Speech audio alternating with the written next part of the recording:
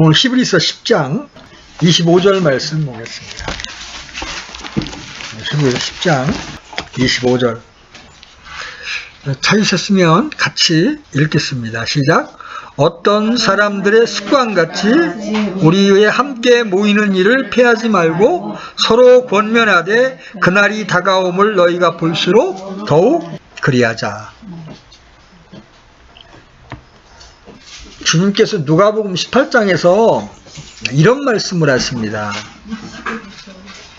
사람의 아들이 올 때에 땅에서 믿음을 찾아 보겠느냐. 여러분 들어본 적 있죠?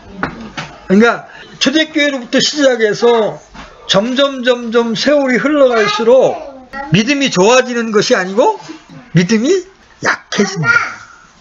그래서 마침내 주님께서 오실 때 정도 되면 이 땅에서 믿음을 찾아볼 수가 없을 것이라고 말씀하십니다. 여러분 우리나라도요, 복음이 전해진 초기에 일본 사람들의 핍박, 또 유교 문화에 찌들어 있던 사람들의 핍박에도 불구하고 구원받은 그리스도인들은 목숨을 내걸고 신앙했습니다. 가나안 농군학교 교장을 했던 김용기 장로님인가? 그분 같은 경우는 안동김 씨의 종손이었어요. 그런데 이제 18살에 예수님을 믿게 되면서 이제 제사를 안 지내고 이러니까 집안이 발칵 뒤집혔죠. 그랬는데도 끝까지 타협하지 않고 믿음을 지켰어요. 오늘날 구원받았다고 하는 젊은 사람들의 신앙을 보면 구원으로 과연 인정해 줄 수 있을까 하는 의문이 들 정도로 믿음에 대해서 분명한 선이 없습니다. 주님의 예언대로 이 땅에서 점점 믿음을 보기가 어려워진 그런 시대에 살고 있습니다.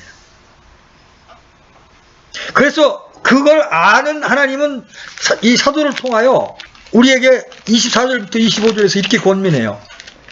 자, 그날이 다가올수록, 마지막 때가 다가올수록 어떻게 해라? 23절부터 봐야 되겠네. 23절 먼저 보세요. 약속하신 분께서 신실하시니 우리의 믿음의 고백을 흔들림 없이 굳게 잡고, 그래서 신자가 해야 될 첫 번째가 뭐냐면 우리의 믿음의 고백을 굳게 붙잡는 겁니다. 예수님만이 나의 구주십니다. 예수님의 생명만이 나의 생명이십니다. 이 땅에서 주님의 생명으로 살겠습니다 하는 우리의 처음의 신앙 고백을 굳게 붙들어야 된다. 마귀는 끊임없이 우리의 이 신앙 고백이 흐려지도록 그죠? 삶 가운데 역사합니다. 그러고 난 다음에 그 믿음의 고백을 굳게 붙잡는 것에 끝나지 않고 24절에 보면 어떻게 얘기해요? 서로 사랑과 선한 행위에 이르도록 어떻게 해라? 격려해라. 그래서 우리가 신앙이 좀 흐트러졌거나 이렇게 집회에 잘 참석하지 않는 분들이 있으면 이제 형제들이 권면하고 또 이렇게 책망하기도 하고 그러는 겁니다. 그 다음에 오늘 본문인 25절에서 마지막 날일수록 뭘 더 해야 된다고 말해요? 모이기를 더욱 힘쓰고 서로 권면하자. 왜냐하면 스스로 자신의 믿음을 지키기가 어려운 시대에 우리가 지금 살고 있다는 거예요. 이 마지막 시대가 되어지니까요, 나홀로 신앙하는 사람들이 점점 많아집니다. 특히 신앙의 고봉을 만졌다는 분일수록 어느 모임에 가보면 시시해 보이는 거예요. 다 하는 말씀이야. 시시해 보여. 사람들의 육체가 자꾸 보인단 말이에요. 그러니까 집에서 조용히 성경 읽고 기도하겠다 이러는 분들이 점점 늘어나요. 여기저기 모임을 떠돌아다니다가 어딜 가도 마찬가지구나 그러면서 그냥 이 집에 머물러요. 여러분 이것처럼 위험한 신앙이 없어요. 그건 첫째로 모이기를 피하지 말라는 주의 명령을 어기는 겁니다. 불순종하는 거예요. 그 불순종하는 마음에 참다운 믿음이 생겨날 수가 없어요.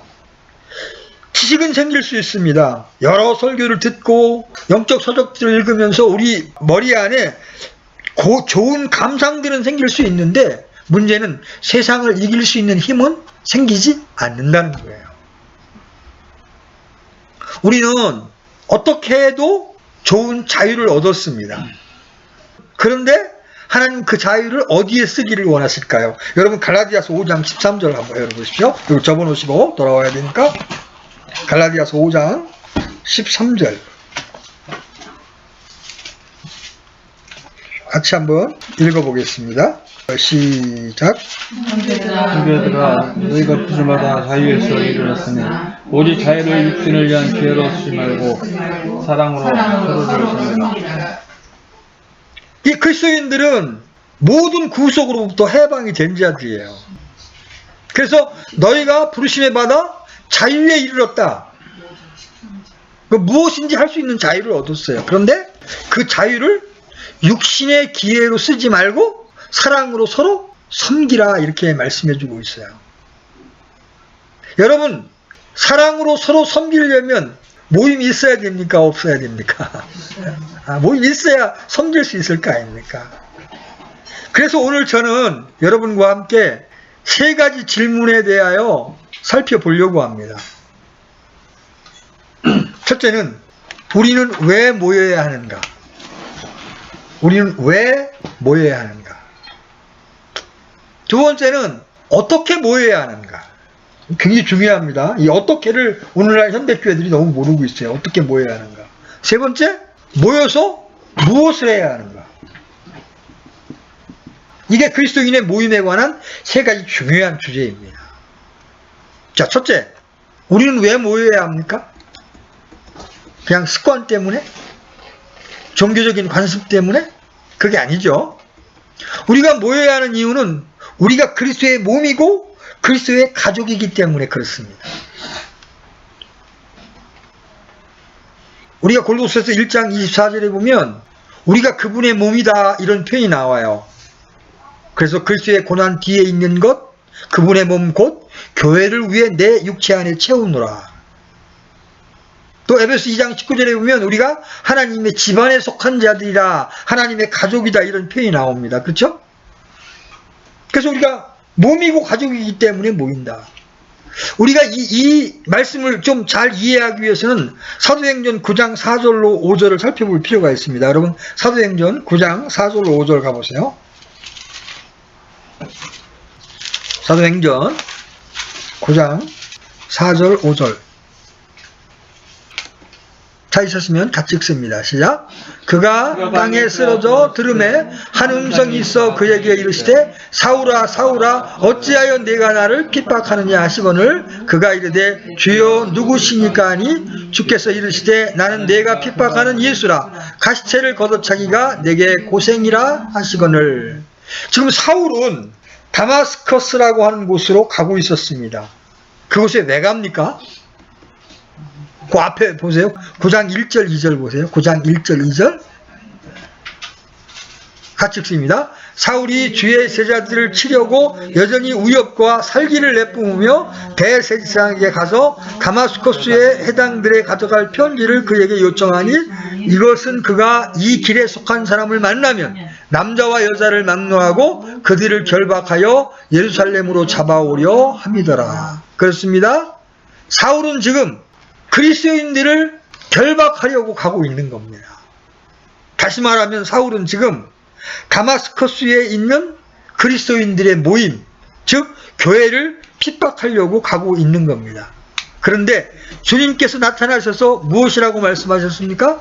사울아 사울아 어찌하여 네가 나를 핍박하느냐. 사울은 그리스도인들을 핍박하려고 했지만 주님께서는 그것을 나를 핍박하는 것이라고 말씀하고 계십니다. 다시 말하면 그리스도인들의 모임인 교회는 곧 주님 자신을 의미하고 있음을 가르쳐주고 계신 겁니다. 우리는 그리스도의 몸입니다. 그렇죠? 그렇기 때문에 우리는 항상 함께 모여야 하는 것입니다. 몸이 해체되는 것은 있을 수 없습니다. 팔, 다리, 손, 손가락, 몸의 모든 지체들은 정확하게 연합되어 있어야 하고 항상 함께 있어야 합니다. 만일 손이 잘라졌다면 그 사람은 제대로 생활할 수 없을 것입니다. 불구가 될 것입니다. 만일 다리 한쪽이 없다면 마찬가지로 그 사람은 불구인 것입니다. 이와 같이 그리스도인들은 독립적으로 살아갈 수가 없는 거예요. 우리가 고린도전서 12장을 보면 이런 원리가 잘 나타나 있어요. 우리 고린도전서 12장 한번 가보시겠습니다. 고린도전서 12장 12절부터 18절 보겠습니다. 고린도전서 12장 12절로 18절 같이 읽습니다. 시작. 몸은 하나이며 많은 지체를 가지고 있고 그 한 몸에 모든 지체가 많아도 한 몸인 것 같이 그리스도도 그러하시니라. 우리가 유대인이나 이방인이나 매인자나 자유로운 자나 모두 한 성령에 의해 침례를 받아 한 몸 안으로 들어왔으며 모두가 마시게 되어 한 성령 안으로 들어왔느니라. 몸은 한 지체가 아니요 여러 지체이니라. 만일 발이 이르되 나는 손이 아니니 몸에 속하지 아니한다 하면 이런 이유로 그것이 몸에 속하지 아니하느냐. 만일 귀가 이르되 나는 눈이 아니니 몸에 속하지 아니한다 하면 이런 이유로 그것이 몸에 속하지 아니하느냐. 만일 온 몸이 눈이면 듣는 곳은 어디냐. 온 몸이 듣는 곳이면 냄새 맡는 곳은 어디냐. 그러나 이제 하나님께서 친히 기뻐하시는 대로 지체들을 곧 그것을 각각 몸 안에 두셨느니라. 여러분 18절 말씀을 주목해 보셔야 합니다. 그러나 이제 하나님께서 친히 기뻐하시는 대로 지체들을 곧 그것들 각각 몸 안에 두셨느니라. 그죠? 한 사람이 거듭나면 그 사람이 해야 할 첫 번째 일은 무엇입니까? 바로 지역교회로 모이는 것입니다. 그런데 이미 지역교회 안에는 그리스도인들이 있어서 각자의 역할을 다 하고 있습니다. 그렇다면 지금 거듭난 그 사람은 지역교회에 갈 필요가 없을까요? 그 거듭난 사람이 그 지역교회에서 아무 할 일이 없을까요? 결코 그렇지 않습니다. 하나님께서는 친히 기뻐하시는 대로 지체들을 각각 몸 안에 주셨다고 하셨습니다. 모든 거듭난 그리스도인들의 삶에 대하여 주님은 계획을 가지고 계신데 그 계획의 첫 번째 것은 바로 그가 지역교회로 모이는 것입니다.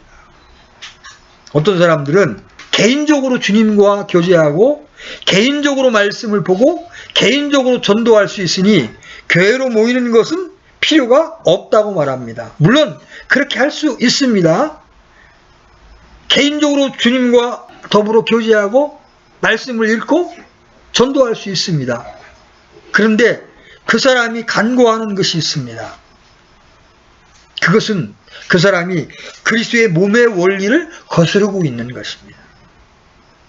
하나님께서는 그 사람이 첫 번째로 지역교회 지체로 들어가기를 원하십니다. 둘째로 그 사람이 그 지역교회의 모임으로써 양육을 받고 성장하기를 원하십니다. 여러분, 주님께서는 교회 안에 많은 은사자들을 주시죠? 에베소 4장 11절로 13절에 의하면 더러는 대언자로, 더러는 복음 전도자로, 더러는 목사 겸 교사로 주십니다. 왜 그래요? 이런 교회 안에 세운 사역자들을 통해서 서로 섬겨주면서 하나님을 알아가는 것이 주님의 분명한 뜻이기 때문에 그렇습니다. 세 번째로 그리스도인을 교회로 모이게 함으로써 주님은 그를 사용하셔서 하나님을 영화롭게 하는 주님의 일꾼으로 세우시기를 원합니다. 자, 첫 번째, 왜 모입니까? 첫 번째, 우리가 가족이기 때문에 모입니다. 몸이기 때문에 모입니다. 자, 두 번째 모이는 이유, 모일 때 하나님께서 함께 하시기 때문입니다. 자, 마태복음 18장 20절 열어보십시오. 마태복음 18장 20절.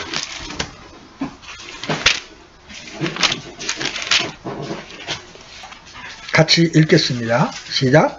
두세 사람이 내 이름으로 함께 모인 곳에 나도 거기에 그들의 한가운데 있느니라 하시니라. 두세 사람이 주님의 이름으로 모인 곳에 주님도 거기에 그들 한가운데 계시겠다고 약속하셨습니다. 우리가 모일 때 항상 이런 기대를 가지고 모여야 합니다. 예수님께서는 기도하시기 위해 혼자 계신 경우를 제외하고는 항상 제자들과 함께 계셨습니다. 그렇죠? 함께 먹고 함께 자고 함께 왕국 복음을 전파하기 위해 돌아다니셨습니다. 수많은 병자들을 고치실 때도 주님은 제자들과 함께 동행하셨습니다. 요한복음 20장 19절에 보면 이제 주님이 십자가에 달려 죽으신 다음에 제자들이 불안하니까 유대인들이 뒤어오서 이렇게 문을 닫고 집안에 모여 있었습니다. 그때 주님께서 오셔서 그 한가운데 서서에서 뭐라고 말씀하여? 너희에게 평강이 있을지어다. 부활하신 주님께서 제자들이 모인 곳에 나타난 겁니다. 이런 원리는 성경 전반에 계속됩니다. 오순절 성령께서 강림하신 곳은 어디였습니까? 사도행전 2장 1절에 보면 오순절날이 충만하게 임하였을 때에 그들이 다 한 마음이 되어 한 곳에 있더라고 기록되어 있습니다. 오순절 이전에도 120명가량의 사람들이 다락방에 모여서 함께 전심으로 기도했습니다. 그렇죠? 그리고 오순절에도 모인 그들 위에 성령께서 임하셔서 성령님으로 충만함을 받은 거예요. 이것이 교회의 시작이었습니다. 모일 때 하나님께서 함께 하십니다. 여러분 사도행전 2장 한번 열어보십시오. 사도행전 2장 44절로 47절 보십시오. 이 부분 나중에도 한번 또 살펴볼 거지만 사도행전 2장 44절로 47절 다 찾으셨으면 같이 읽겠습니다. 시작. 믿은 모든 사람들이 함께 지내며 모든 것을 공동으로 소유하고 자기 소유와 재산을 팔아 각 사람의 필요대로 모든 사람에게 나누어 주며 또 날마다 한 마음이 되어 성전에 거하고 집에서 집으로 돌아가며 빵을 떼면서 단일한 마음으로 즐겁게 자기들의 음식을 먹고 하나님을 찬양하며 온 백성에게 호감을 얻으니 주께서 구원받아야 할 자들을 날마다 교회에 더하시니라. 구원받은 이 초대교인들은 영적인 자유가 있었습니다. 그래서 자기 것을 주장하지 않았죠. 한 마음이 되었고 음식을 나누었습니다. 그들 안에 즐거움이 있었고 하나님을 찬양했고 온 백성에게 호감을 얻게 되었습니다. 그러니까 하나님께서 그 모임에 영혼들을 보내주셨습니다. 왜 그랬습니까? 그것은 그들이 열심히 모였기 때문이었습니다. 그들이 모일 때 하나님께서 함께 하셨기 때문이었어요. 만일 그들이 오순절날 성령 강림한 후 뿔뿔이 흩어 지냈다고 한번 생각해 보십시다. 모두가 독립적으로 지내고 전혀 모이지 않았다고 가정을 해 보십시다. 과연 그들 안에 열매가 있었겠습니까? 그들에게 영적 충만이 있었겠습니까? 과연 그들이 한 마음이 되었겠습니까? 결코 없었을 것입니다. 왜냐하면 하나님께서는 모임 중에 함께 하시기 때문에 그렇습니다. 하나님은 그리스도인들의 모임, 즉 교회를 통해서 사역하기를 기뻐하시기 때문에 교회의 권위를 주셨습니다. 교회 안에는 때로 하나님께서 권위를 허락하십니다. 그래서 만일 그가 그들의 말 듣기를 무시하거든 교회에 그것을 말하되 그가 교회의 말 듣기를 무시하거든 너는 그를 이교도나 세리같이 여기라. 진실로 내가 너희에게 이르노니 무엇인지 너희가 땅에서 묶으면 그것이 하늘에서 묶일 것이요 무엇인지 너희가 땅에서 풀면 그것이 하늘에서 풀리리라. 이 말씀을 통해서 우리는 주님께서 회중들이 결정한 사항에 대하여 역사하실 것을 말씀하고 계십니다. 교회는 누군가의 잘못에 대하여 징계할 수 있습니다. 하나님께서 그 회중들의 결정에 대하여 인정하시기 때문입니다. 교회는 장로와 집사 여러 가지 사역자들을 선출할 수 있습니다. 하나님께서 그 결정 과정을 인도하시고 그 결정에 대하여 인정하십니다. 제가 지금 왜 이 말씀을 드리냐면 우리가 모였을 때 가족이기 때문에 때로 연장한 부모나 형들의 권면이 있을 수 있습니다. 그죠? 책망이 있을 수 있습니다. 많은 사람들이 왜 모이기를 싫어하느냐면 간섭받기 싫다는 겁니다. 나도 다 아는데 왜 자꾸 사역자들이나 앞에 있는 형제들이 이래라 저래라 내 삶을 간섭하느냐, 이게 싫은 겁니다. 근데 여러분 기억하십시오. 하나님의 교회에는 권위와 질서가 있는 겁니다. 그래서 우리를 정상적인 궤도로 가게 하기 위해서 그러한 일들이 일어나는 거예요. 그래서 징계도 있고 책망도 있는 겁니다. 그런데 모이기를 싫어하는 사람들은 그것들이 싫어서 안 모이려고 하는 거예요. 여러분 기억하십시오. 우리가 모여있을 때 거기에 하나님의 권위가 있고 하나님의 생명이 있는 겁니다. 자, 세 번째. 왜 모여야 하는가? 세 번째. 사탄의 공격에 대해 승리하기 위해서입니다. 사탄은 그리스도인들의 모임을 싫어합니다. 그리스도인들의 기도 모임과 전도 모임, 예배 모임, 성경 공부 모임을 싫어합니다. 반대로 사탄은 그리스도인들이 혼자 개별적으로 지내는 것을 원합니다. 여러분 창세기 3장에 뱀이 이브를 유혹하는 기록을 볼 수 있습니다. 그때 우리는 이브가 어처구니 없는 실수를 하는 것을 잘 알고 있습니다. 그녀는 주님의 말씀을 변개했고 의심했고 뱀의 유혹에 넘어가 버렸습니다. 그렇죠? 그녀가 만일 자기의 남편인 아담과 함께 있었더라면 그 엄청난 죄를 저지르지 않았을 겁니다. 그렇죠? 사탄은 변한 게 없어요. 지금도 마찬가지예요. 사탄은 그리스도인들이 개별적으로 있는 시간들을 최대한 이용하려고 하고 있습니다. 여러 가지 생각을 집어넣어 줍니다. 예전에 전혀 생각하지도 않았던 여행 계획이나 허망한 마음을 넣어줍니다. 어떤 물건에 대한 탐욕도 집어넣어 줍니다. 다른 사람에 대한 비교 의식을 집어넣어 줍니다. 시기심과 질투를 불러일으킵니다. 사탄은 마치 보라살을 당겨 쏘는 것처럼 혼자 있는 그리스도인들 안에 여러 가지 더럽고 악한 생각들을 집어넣어주고 공격합니다. 여러분 양떼나 이 짐승떼가 딱 떼를 이렇게 전진할 때 이 사자나 호랑이가 항상 어떤 놈을 공격합니까? 홀로 떨어져 있는 사람을 항상 공격합니다. 사탄도 예외 없습니다. 여러분 우리가 교회로 모인다는 것은 겸손함을 나타내는 거예요. 나는 더 배워야 합니다. 나는 형제들의 권면이 필요합니다. 그렇죠? 이 겸손한 자들은 함께 뭉쳐있기 때문에 이 사자의 밥이 되지 않는데 나홀로 있는 사람들은 1차적으로 교만한 사람들이에요. 나 어디가 배울 게 없다. 어디 가봐야 별 볼 일 없다. 이런 사람들은 다른 사람들과 어울리지 못해요. 교만한 마음으로 떨어져 있는 사람들은 이게 마귀의 밥이 되는 겁니다. 그래서 이상한 교리도 자기가 막 이렇게 만들어서 막 도사가 되는 사람들이 많아요. 나홀로 신앙하는 사람 치고 난 건전한 신앙을 하는 사람을 본 적이 거의 없어요. 그래서 위험한 거예요. 여러분 실제적으로 미국에서 있었던 사건이에요. 미국에 어느 한 큰 교회를 다니는 신자가 있었습니다. 그는 우연히 길을 가다가 포르노 사진을 보게 되었습니다. 그 순간 그 사진이 그의 마음속에 지워지지를 않았습니다. 그날 그는 전혀 생각지도 않았던 포르노 영화를 보고 싶은 마음이 들어서 비디오 가게에 가서 테이프를 빌려왔습니다. 그날 이후로 그는 습관적으로 테이프를 보면서 밤이나 낮이나 상관없이 그 영상에 시달려야 했습니다. 교회에서도 죄책감에 사로잡혔지만 헤어나올 수가 없었습니다. 결국 그는 여러 달 교회를 출석하지 않게 되었고 그러던 어느 날 그는 홀로 여행을 떠나기로 계획했습니다.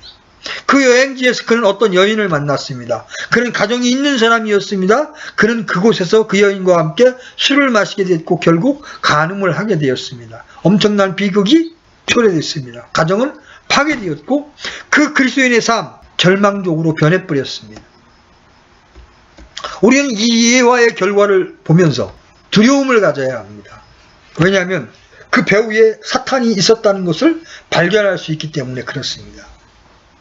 사탄은 그 그리스도인이 혼자 지내는 시간을 최대한 이용했습니다. 그리고 음란한 생각을 집어넣었습니다. 행위로 옮기도록 욕정을 부채질했고 급기야 간음이라는 엄청난 죄를 저지르게 만들었습니다. 만일 그 그리스도인이 최초 음란한 생각이 들었을 때 즉시 교회로 달려가 기도하고 자신의 영적인 문제를 해결했다면 상황이 달라졌을 겁니다. 그는 그 문제로 영적인 사람들과 상담할 수도 있었을 것입니다. 그러나 그는 자신을 계속적으로 방치했습니다. 우리는 바로 이 사실에 큰 주의를 기울여야 합니다.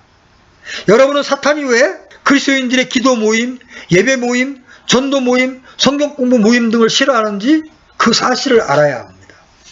모일 때 하나님께서 함께 하시고 모임 중에 있는 자들의 영을 충만하게 하시기 때문에 사탄은 못 모이게 하는 겁니다.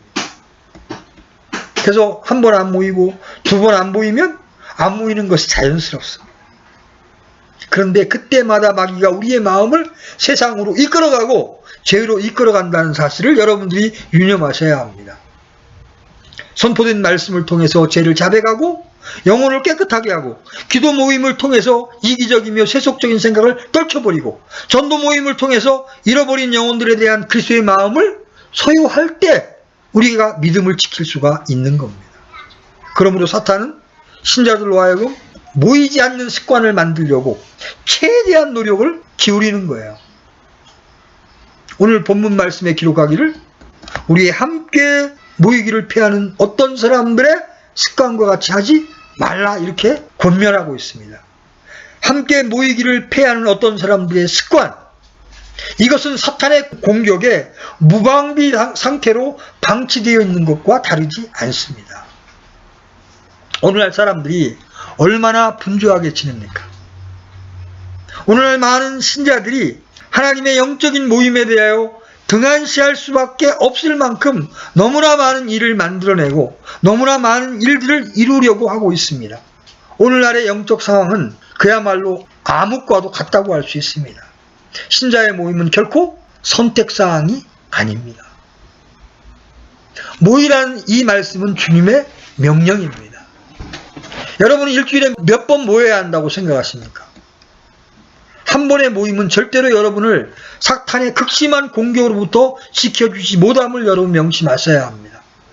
여러분들이 모일 수 없으면 주중에 모인 말씀이라도 여러분들이 시간을 내서 들어야 합니다.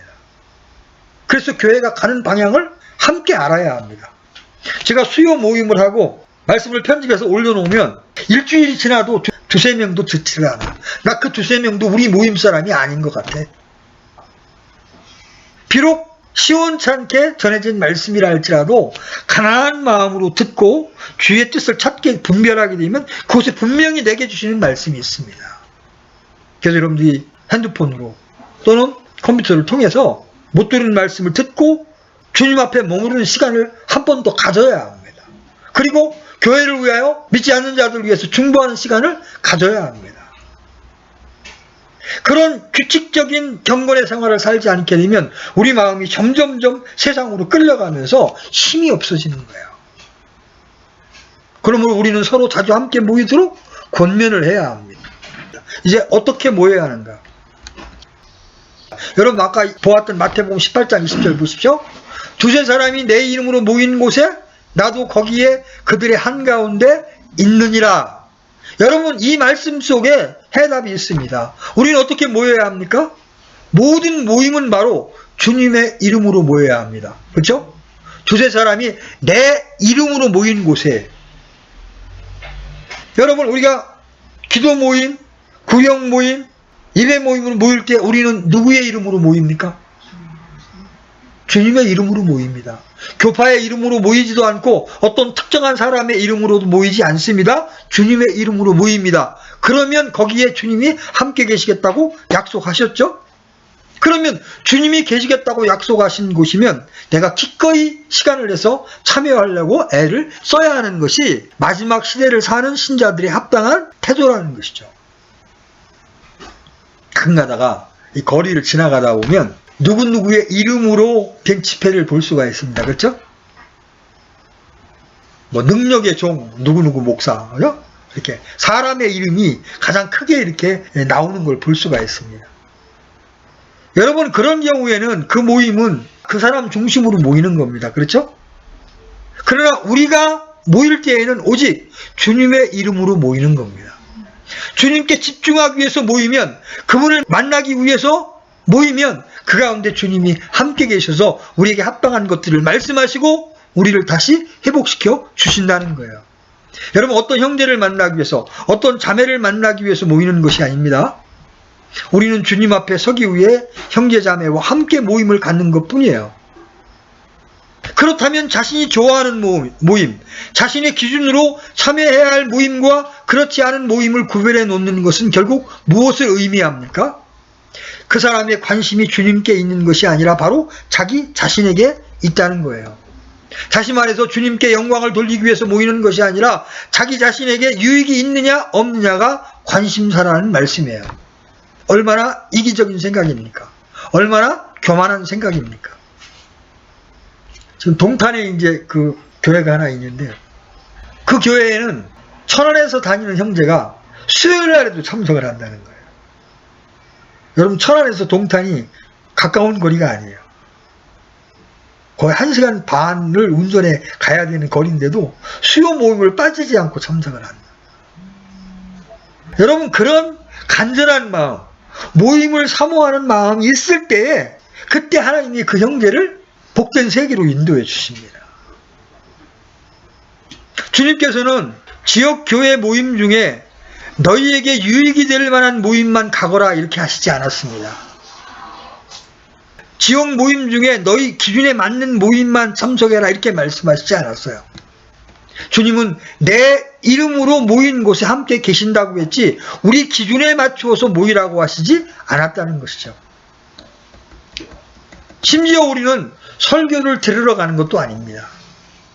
주님을 만나러 가는 거예요. 설교를 통해서, 기도를 통해서, 찬송을 통해서, 형제자매들의 선포를 통해서 주님을 만나는 것입니다. 그러므로 우리가 모일 때 우리의 마음가짐이 어떠해야 하겠습니까? 사모하는 마음이어야 합니다. 주님 오늘도 제게 말씀해 주십시오. 그러면 제가 듣겠습니다. 이런 마음으로 모일 때 하나님께서 우리를 만나주시는 거예요. 이제 세 번째, 우리가 모여서 무엇을 해야 됩니까를 또 생각해 보아야 합니다. 그리스도인들이 모여서 무엇을 해야 합니까?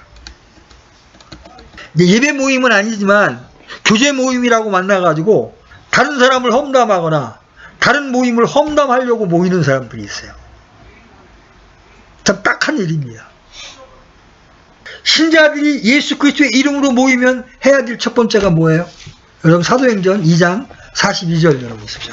사도행전 2장 42절.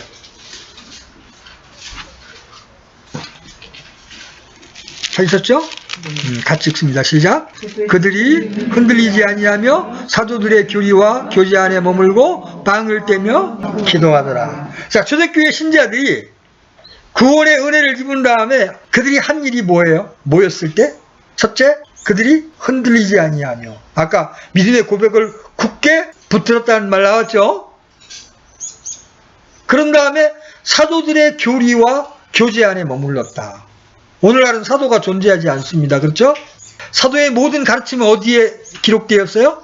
성경에 기록되어 있죠. 그죠? 그래서 우리가 기록된 사도들의 말씀을 가지고 서로 설교도 듣고 교제를 나누면서 그 다음에 두 번째 빵을 뗍니다.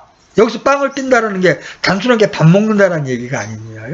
만찬을 행하고 있는 모습이에요. 그죠? 빵을 부수는 거예요. 그리스도께서 우리를 위하여 죽으셨고 그리스도께서 우리를 의롭다 하시기 위해서 부활하셨습니다. 그리스도께서 피를 뿌리셔서 우리의 모든 죄를 사해 놓으셨습니다 하면서 그분을 높여드리고 그분을 찬송하는 게 바로 빵을 떼는 거예요. 그 다음에 뭐가 있어요? 기도하더라. 기도하더라. 그러니까 모이면 하는 일이 말씀 안에서 교제하고 사도들의 교리 안에서 교제하고 그죠? 말씀 안에서 교제하고 빵을 떼고 주님을 기억하고 그 다음에 기도하는 일들을 했어요. 자, 고린도전서 14장 26절도 가보십시오. 고린도전서 14장 26절.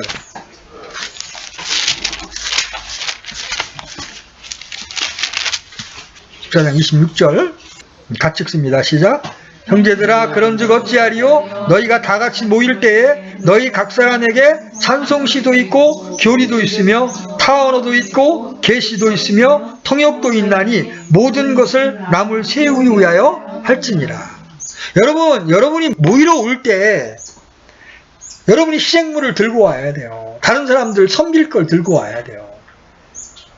여기 봐요. 형제들아 너희가 다 같이 모일 때에 너희 각 사람에게 뭐가 있어야 돼? 찬송, 시도 있고 교리도 있고 타언어도 있고 계시도 있고 통역도 있나니 모든 것을 남을 세우기 위하여 할지니라.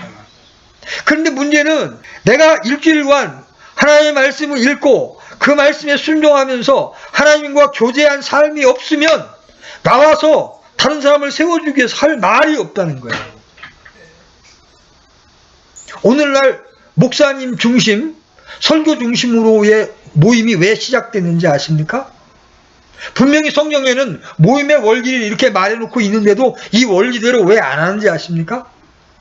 오늘날 성도들이 게으르고 오늘날 성도들이 합당하게 살지 못함으로 나와서 찬양할 주님을 가지고 있지를 못하다는 것이죠.